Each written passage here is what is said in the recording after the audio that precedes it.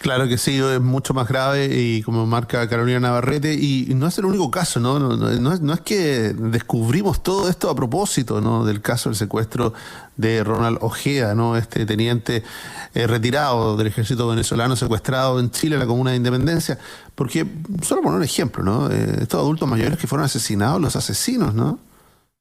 Aparecieron en Tacna. Entonces nos empezamos a acostumbrar de que aquí alguien cometió un delito en Chile y aparece fuera de Chile con mucha rapidez.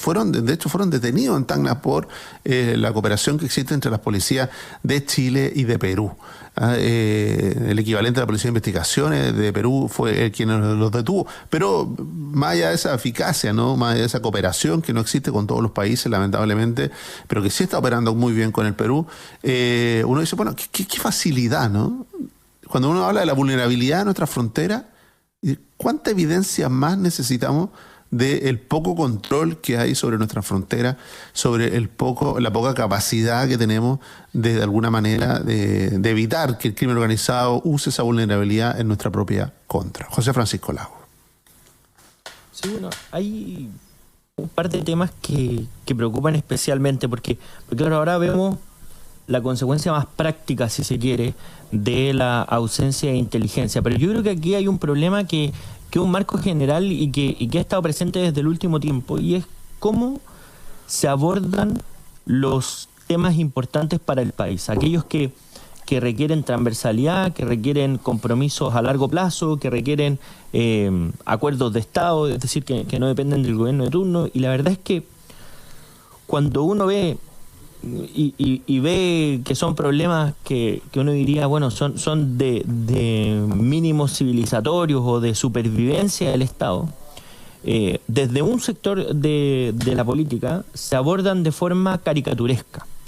Y eso termina siendo un problema. Cuando se discutió la ley de inteligencia o la nueva institucionalidad de inteligencia, la forma de abordar el debate, entre ellos desde el presidente Boric hacia su coalición, fue de forma caricaturesca, donde finalmente partían de la base que había una visión belicista de quienes proponían esa nueva institucionalidad, desconfiando y diciendo, aquí se está desconfiando de los propios compatriotas, como si eso fuera un prejuicio o una premisa con la cual no pudiera existir ninguna institución relacionada con la inteligencia propiamente tal.